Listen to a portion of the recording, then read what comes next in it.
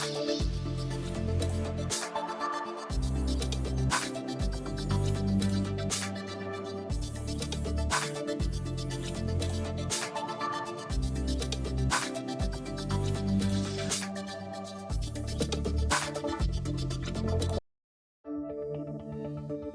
Erin. How are you today? I'm doing well. How are you? I'm doing well. Welcome to the Retro21 Studios podcast. I'm your host, M Squared. Today, I have the pleasure of speaking with Erin Reddick. Erin is the founder and CEO of ChatBlackGPT. Before we begin, I want to share a couple of quotes from the ChatBlackGPT website. A technology built without Black voices told on the world. That technology is artificial intelligence. The racism and bias it echoes sings our song of sorrow in the language of privilege. AI is our greatest opportunity to be believed. Even they know the data don't lie, for once technology has become our ally, an unintended consequence of business as usual. ChatBlackGPT is 1% of our story. Let us continue to create it together. Thanks for coming on, Erin. Yes, absolutely. I'm excited to be here as well. How about you tell a little bit about yourself? Thank you. I am just really in love with the potential for the future. Artificial intelligence is what I specialize in, specifically generative. That's going to be your human-like text that you are experiencing most likely on ChatGPT or Claude or maybe even Perplexity. These are all spaces where most people are introduced into using AI. I have had some experiences where reading the headlines and learning about how AI is not very equitable for Black and Brown individuals came to a point where I said to myself, I think I want to make some changes. I want to be a part of the solution and helping put more representation into this space. So I went on that endeavor and founded ChatBlackGPT. That's awesome. Erin, how did you get into technology? Like, how did this all begin? Yes. So when I moved here to Seattle from Michigan, I really didn't have much of an imagination about technology. Living in a small town like that, I felt that my best option was to be like a manager at a store or some kind of customer service. So when I moved to Seattle, I learned about Amazon and Microsoft and headquarters. I didn't imagine maybe I could work there and maybe I could actually have a badge and be in the tech world. So I started contracting and I was able to enter these spaces and be around these brilliant, amazing people. Started out in more HR and recruiting and transitioned into program management all the way up to UX research, running recruiting teams, and then to technology program manager. So my introduction into tech was really just something I pursued out of determination and curiosity. Excellent. And so that has kept you very close to innovations in technology. And over the past few years, the big explosion in generative AI. I actually ran a podcast a few months ago on responsible AI and algorithmic bias. And then when I came across ChatBlackGPT, actually my sister sent the link over. She said, you have to check this out. I was like, wow, this is spot on. And it's so necessary today. Can you elaborate on some of those needs and the impetus for such a tool? Oh, absolutely. That's so exciting that she passed it along to you because that's all I can hope for is that behind closed doors, when people go back and use it, they're excited and getting some value out of it. So thank you for sharing that. For me, when you look at a technology that is currently harming us and there isn't something clearly there to define how we can help, what does help look like, how can these systems be fixed And it seems almost impossible, except when you start completely over. And building from scratch and having my own team, those are the pieces where you can actually make a difference, right? Because you can be more selective about the data that comes in, make sure it's scrubbed, make sure it's cleaned, make sure that it's ethically sourced, have data that is reflecting what your lived experience is, whether that is getting qualitative information from the public or working with archives, museums, historians to tell the story as accurately as possible. And without that information and without the right design, inclusive design, these things get missed. And unfortunately, there is no secret about the lack of inclusive design in large companies that have a lot of money to push out these tools. So we're able to use open source and build on our own. And that representation is crucial because you have two different stories being told. One, AI is biased and dangerous and harmful for Black people and African Americans in the US and all over, but in the US is where I'm focused right now. And then you have the story of it's amazing, it's brilliant, it can make you so much more productive.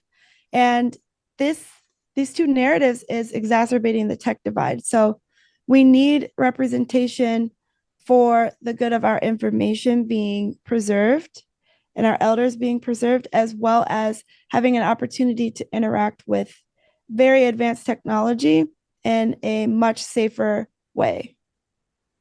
That's interesting. So one may argue that current AI systems, folks who are working on chat bots, they're not biased, right? We get into explicit and implicit bias and the mechanics of how language models are generated. How does this bias get baked into this? If you look at it more broadly, as you're pulling in these corpuses of data, isn't bias already built into that?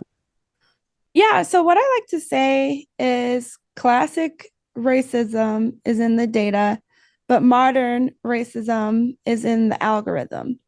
And I don't mean that racist people are designing algorithms, but I also don't believe that AI technology is racist in itself. So for me, the way that I'm processing everything is there are historical systemic systems that have been put in place that create this hierarchy in our corporate spaces that is disproportionately represented by a majority. And that majority is Asian and white. So when you have these systems and the people in leadership even can push back or strike down things from lower leveled people in the corporate space, if they don't see it, they can't treat it. And if the people who can see it aren't heard because they're the minority in those spaces, it's really hard to make impact. For example, when you have a question to ChatGPT and you ask it, are security guards in schools good or bad? They provide safety, they give a great environment and community representation. But that's not always the case in a Black lived experience in a different kind of setting. Police officers in schools can decrease psychological safety of minority students. It can contribute to the school to prison pipeline due to over policing in school systems and physical tactics. I think a couple of years ago, there was like an 8-year-old girl put in handcuffs and shoved to the ground and things like that. You have two different things that are true to two different communities, right? And so that right there, it doesn't mean that it's bias necessary. It's just a different lived experience that needs to be represented. The bias is when you only represent one lived experience, which is to the detriment, unfortunately, right now of Black and brown people in AI. Yeah.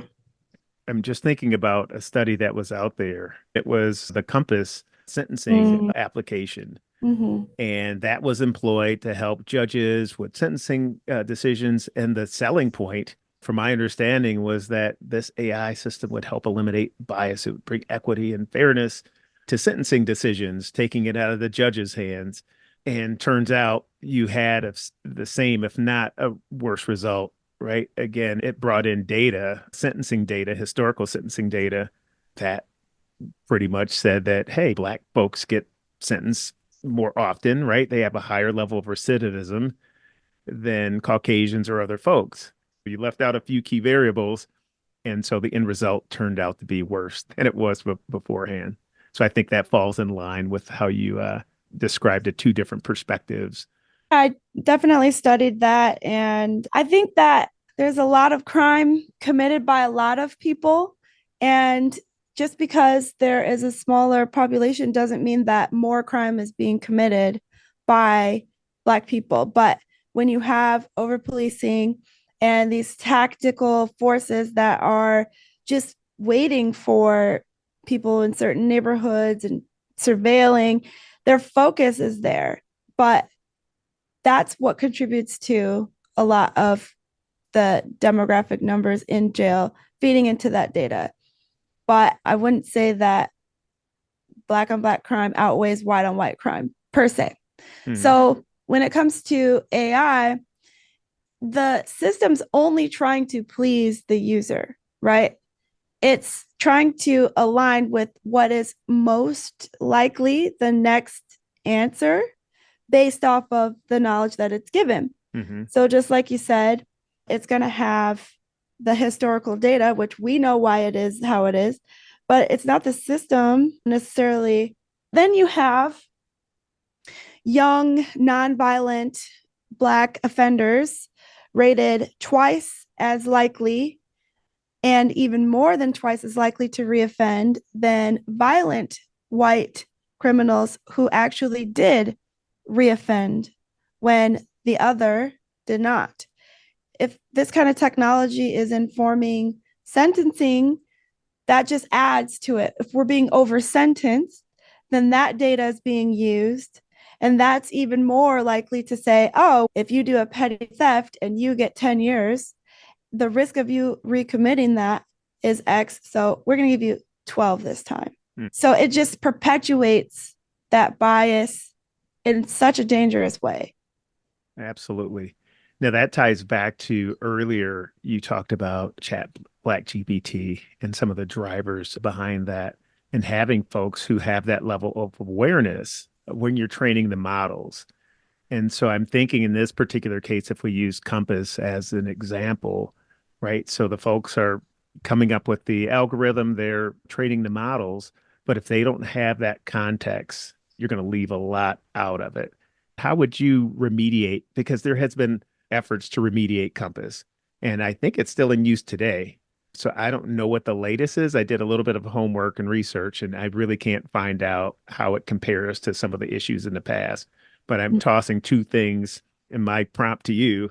How would you remediate the tool and where it stands today? Mm-hmm. I don't know that information's publicly available. I know it was I believe, a nonprofit that investigated, and maybe it would take more investigation, but who knows if they'd be open to that at this point. Hopefully, there is something out there that we just haven't come across yet. But as far as what ChatBlackGPT could do to help remediate in this situation, is help bring humans back in the loop. When Hmm. you have a system that has inclusive design, especially focused on the imbalance of representation in algorithms and the way that they're made to think and their instructions, you have something. What we offer is it's trained in that empathetic way, but it's not just empathy, it's considering and understanding the long-standing systemic injustices Hmm. and saying that because of XYZ, these are some of the reasons the data may reflect this way. Here's how you can use the correct weight for this or the correct balance of your sample size that would even out this data and make it more equitable, right? Pushing back on it at all, firstly, like AI is there, but it doesn't promise to tell you the truth. And unfortunately, people take it at face value because they assume, oh, technology doesn't have feelings. It's completely logical. We must believe it. And that is leading to a lot of harm as well. But so essentially, it'd be like an impact assessment where you test either with fake data or hypothetical situations, and you assess what the results are. And you compare that with a human, a scientist, somebody who does statistical data analysis, maybe even prevention, doctors, like whatever it is, put them in place to help analyze it. And we created a tool that has those insights. So it does it pretty much baked in. That's awesome. As a matter of fact, you tie into another area I was going to delve into, and that was the testing side, the data. The biostatistician I had on earlier, and he's working with NIST. And they're like, look, there's generative AI, and who's testing and how is it being tested? And you're in the software world, right? From a program project management perspective, one of the key pieces before there's delivery is, of course, did it pass muster? Did it pass the acceptance criteria? What was that acceptance criteria? Who are the users, right? UAT. And so you just described that very neatly, and you're saying that ChatBlackGPT has those aspects built into it. Yeah, That's very awesome. inclusive design. Yeah, because if you think about it, like my lived experience, I don't have an accurate understanding of my own history. And I think that's by design. If you look at what's happening in Florida, what's happening in DEI, like everything is being done to suppress Black history and to invalidate Black lived experience. I don't know the benefit of that. I don't think there's any real business benefit of having an undiverse workforce. I think that people are using this narrative for political gain at any cost. And the systems that are complying to these kind of demands or pressures, I think they're just under the thumb of people who fund them and have a lot of money, which are usually the ones that want the power to influence politics. And so they all have to be on one accord. And I think that's why things get out of hand. But for us, we include inclusive design throughout the entire process. We are pre-release. We have a beta. We ask for feedback from the beta. And that's just the algorithm and the way that is reflected, right? It's the essence of it. That's with no proprietary data. So at the very basic of what we're offering, are you finding value? Where are you finding room for improvement? Where are you finding things that really make you feel heard, right? So we're taking that in and we're using that qualitative data to build and iterate on what's internal. And like I said, I can't validate my own history because it's been whitewashed. That's why we work with social justice historians that do this as their lifelong passion, who have been teaching Black history for years. They're professors. This is the kind of person that I trust.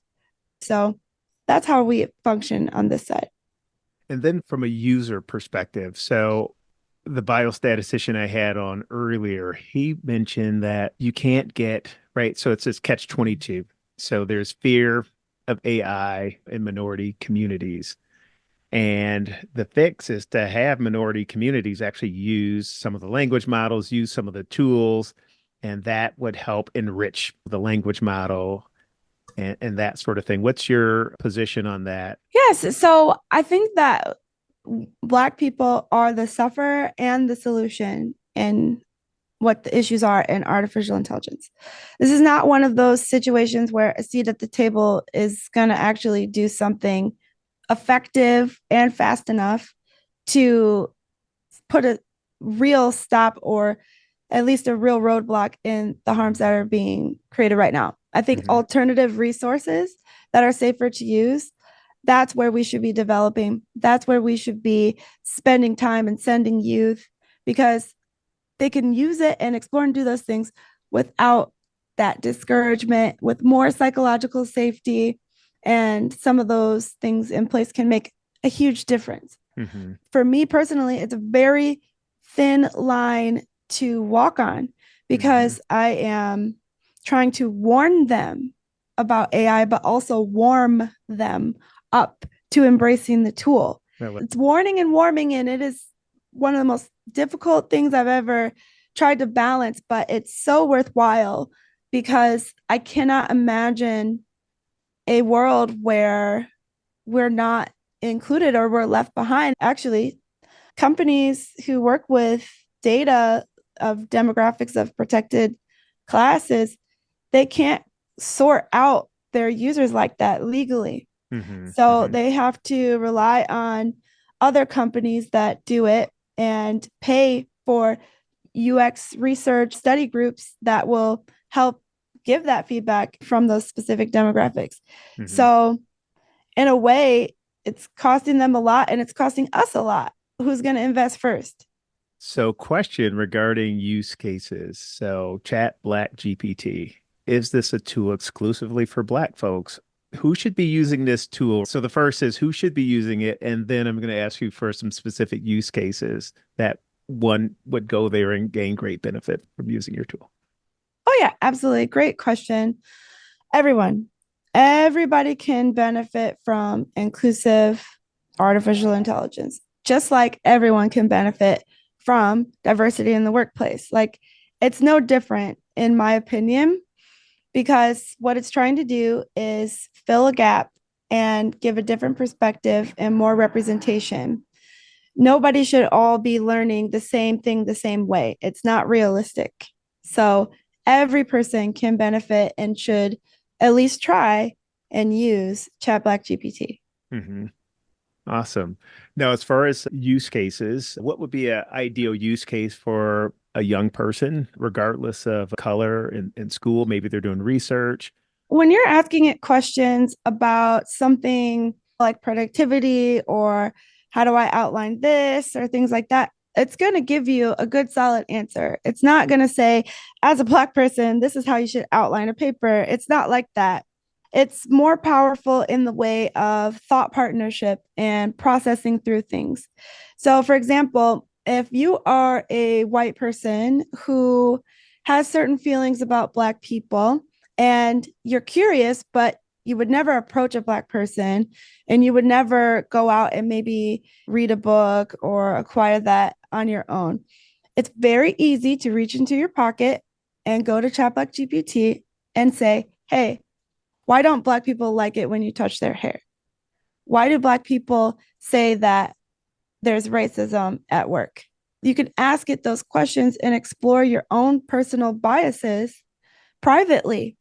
When you try to ask questions like that in like ChatGPT and Claude and like all of these things, Perplexity, it's not going to give you an answer from a Black lived experience. It's going to give you an answer from a Eurocentric perspective, which hasn't been reflective and isn't reflective of a Black lived experience.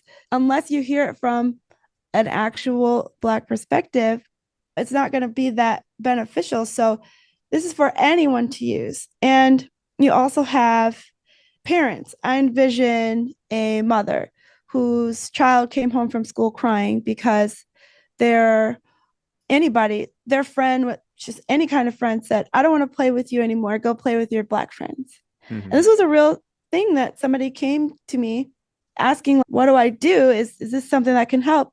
And we typed it in together and it gave a very robust step-by-step plan that helps Black parents with giving their Black children different resources, books on self-love, how as a parent you can decompress and make yourself not the center of the moment, not react in a way that is going to be harmful for the child, how to give space because it can be triggering and traumatizing for them.